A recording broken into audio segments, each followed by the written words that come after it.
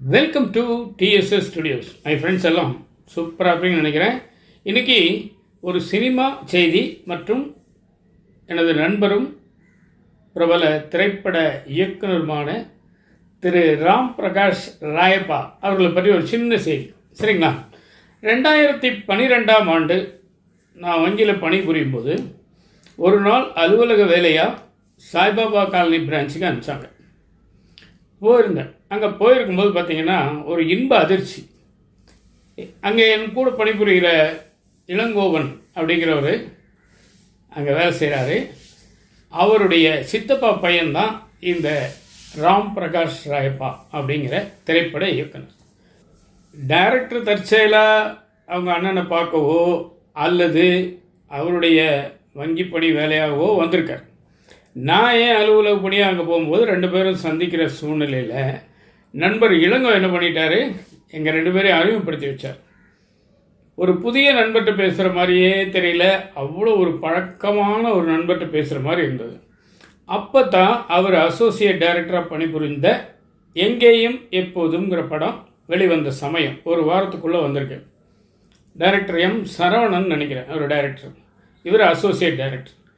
அப்போ இந்த மாதிரி இவர் இந்த படம் பண்ணியிருக்காரு, அசோசியேட்டாக பண்ணியிருக்காருன்னு, ஐயோ எனக்கு தெரியாமல் போச்சுங்களே, நான் இந்த படத்தை பார்த்துட்டு உங்களுக்கு கண்டிப்பாக விமர்சனம் பண்ணுறேன் அப்படின்னு சொல்லிவிட்டு நாங்கள் பிரிஞ்சுட்டோம். அவருடைய அட்ரஸ் மட்டும் நான் வாங்கிட்டேன், ஃபோன் நம்பரும் அட்ரஸும்.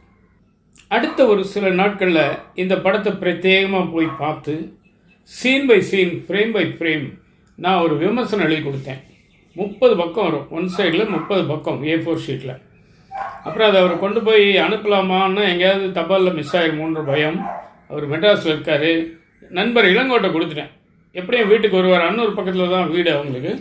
நீங்கள் ஊருக்கு வரும்போது அவர்கிட்ட கொடுத்துருங்கன்னு சொல்லி கொடுத்துட்டேன். அவர் கைக்கும் போயிடுச்சு. போய் பார்த்துட்டு ரொம்ப பிரமாதமாக இருக்குன்னு பாராட்டினார்.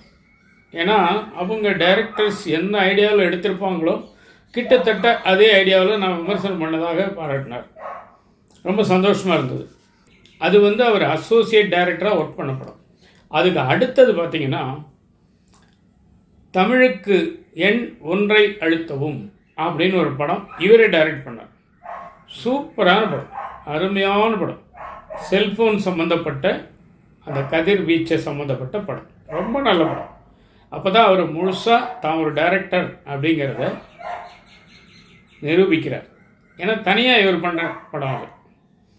அதுக்கப்புறம் பார்த்திங்கன்னா போக்கிரி ராஜான்னு ஒரு படம் இருக்குது. அது ஒரு புது ஜானர், ரொம்ப வித்தியாசமாக இருக்கும். அந்த படமும் நல்லா இருந்தது. அதுக்கப்புறம் பார்த்திங்கன்னா டைரக்டர் மிஷ்கினை வச்சு சுட்டு பிடிக்க உத்தரவு அப்படின்னு ஒரு படம் எடுத்தார். அந்த படத்தில் என்ன சிக்கல்னு கேட்டிங்கன்னா, அந்த படம் எடுக்கப்பட்ட அந்த களம் கோயம்புத்தூரில் எடுத்திருக்காங்க. சந்து பொந்து மாடி மச்சுன்னு எல்லாம் ஒரே கசகசப்பான இடம். கேமரா தள்ளி வைக்கலாம்னா இடம் இருக்காது. அந்த அளவுக்கு நெருக்கடியான ஒரு இடத்துல ஒரு நெருடல் கூட இல்லாமல் அந்த படத்தை எடுத்தார். ரொம்ப அருமையான படம், அதுவும் நல்ல படம். இதில் வேடிக்கை என்னன்னா, சினிமா துறையில் போய் ஏதேனும் சாதிக்காமல் நான் கல்யாணம் பண்ண மாட்டேன்னு சொல்லிட்டு கிட்டத்தட்ட 10-12 வருஷம் வெயிட் பண்ணி எங்கேயும் 30 படம் வெளிவந்த பிறகு தான் கல்யாணம் பண்ணார். நான் அது போயிருந்தேன். அதுவும் இங்கே தான், எங்கள் அன்னூரில் தான் நடந்தது. கரியாம்பாளையம் பிரிவு தான் அவங்க ஊர், அங்கே தான் நடந்தது. ரொம்ப திறமையான இயக்குனர். இப்போ அடுத்த ப்ராஜெக்ட் என்ன பண்ணுறாருன்னு தெரியல, இன்னும் தகவல் வரலை. நல்ல ஒரு ஸ்டேஜ் வரும்போது சொல்லுவார். அதுக்காக நான் காத்துட்ருக்கேன். சரிங்களா? அவர் தன்னுடைய விடாமுயற்சியில் இந்த அளவுக்கு முன்னுக்கு வந்திருக்கார். அது மட்டும் இல்லை, அவங்க தகப்பனார் கோயம்புத்தூர் பாரதியார் பல்கலைக்கழகத்தில் வேலை செஞ்சு இறந்து போனதுனால அவருடைய வேலையை கொடுக்குறேன்னு இருக்காங்க. இவருக்கு வேண்டான்ட்டார்.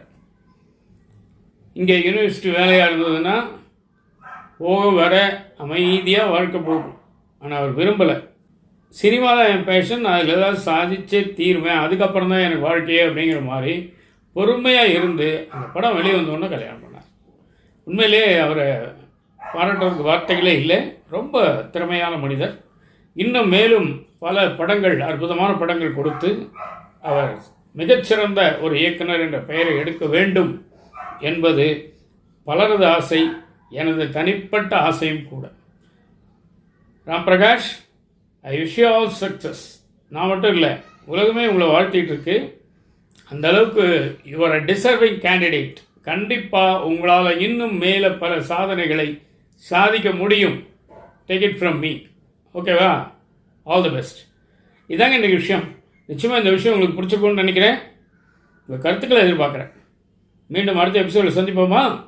அதுவரை உங்களிடம் வந்து விடைபெறுவது உங்கள் அன்பன் டி. சண்முக சுந்தரம், போத்தனூர், கோயம்புத்தூர். நன்றி, வணக்கம்.